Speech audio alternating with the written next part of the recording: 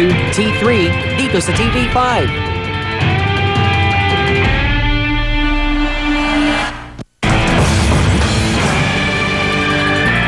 Babala, huwag paloloko. Mag-ingat, magbantay. Modus! Bago kayo magtiwala sa mga taxi na masasakyan ninyo, alamin muna ang bagong modus ng mga kawatang taxi driver na umiinit ang mata sa mga gamit na inyong dala-dala. Basta driver, sweet lover. Pero ang suspect sa modus ngayon, hindi sweet sa kanyang pasahero. Dahil kapag nakalingat ang kanyang sakay, itinatakbo ang mga gamit nito. Ang biktima itatago ng T3 sa pangalang Nicole patungo sa kanyang kaibigan sa Quezon City. Sa kagustuhan mapabilis at maging maginhawa ang kanyang biyahe, napiling parahin ng isang modelo at bagong taxi. Walang kamalay-malay ang dalagita, tina-target na ng driver ang gadget niyang dala nang marating nila ang bahay ng kanyang kaibigan. So, nung nandun na nga po, naghintay ako saglit, tapos nung hindi pa lumalabas, ako na lang yung nag-doorbell. Pagka-doorbell ko, so nabigay din agad yung jacket, tapos nakalabas na po ako. Naglalakad na rin ako palabas ulit. Tapos wala na po yung taxi. Dito nakakuha ng tiyempo ang lokong taxi driver. Agad niyang pinaharurot ang minamanehong taxi tangayang gamit ng biktima. Akala ng kawatang tsuper tuloy na siyang nakaiskapo. Subalit natanda ni Nicole ang plate number ng sinasakyang taxi. Dito, sinamahan ng T3 si Nicole sa Cubao Police Station para magreklamo. Natukoy ang pangalan ng taxi driver pati ang operator nito. Pero ang may-ari ng sasakyan madali ring nakatunog. Dahil kinabukasan sa istasyon ng QCPD siya dumiretso. Ibinalik ang tinangay na gamit dahil naiwan daw ito ng kanyang pasahero. May kasong theft, pag nanakaw.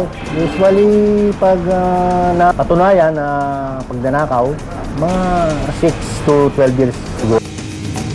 Modus tips. Huwag basta-basta mag-iwan ng gamit sa mga pampasaherong sasakyan. Kung ilang segundo lang ang itatagal sa lugar na pupuntahan, huwag na ang bumaba at sa bintana na lang makipag-usap. Kung hindi maiwasan bumaba, dalhin lahat ng inyong kagamitan. Importanteng makuha ang plate number at operator ng taxi na inyong nasakyan para kapag nagka-problema, alam kung sino ang pwedeng habulin. Bago tayo magtapos mga tol, kumusta natin ang mga balitang abangan nyo sa aksyon. Miss Cheryl, anong malaking balita ngayon? Mr. B, uminit na naman ang ulo ni Senator Miriam Defensor Santiago sa impeachment trial kanina.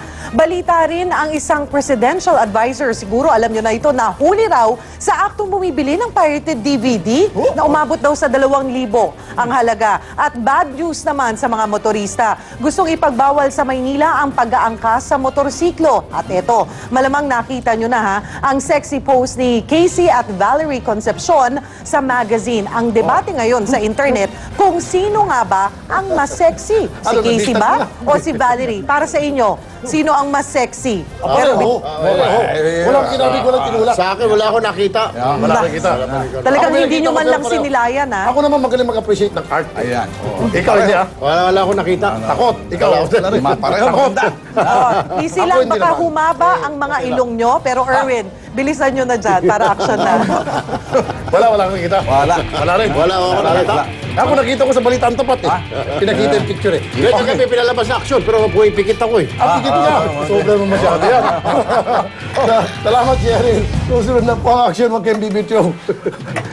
Yan ang 30 minutong aksyon ora mismo. Ako si Rapi Tulfo. Ako naman, si Ben Tulfo. Maraming salamat sa inyong pagtitiwala. Ako po si Erwin Tulfo, binabati pala na ng ating interpreter na si Liza Presidio ang mga kasamahan niyang sina Dindo, Ana, Daudet, Gary, Mika at MY. Mga kapatid natin silang deaf at mute at lagi silang nanonood po ng T3. Nakapikit. Ha? T3. Aha! Iwan na namin sa inyo mga bangka kapatid dito sa T3, si Beatbox Score. Hanggang bukas mga kapatid. Ito ang Padera, Servisyo Publiko T3. Ang bumangga, di ba?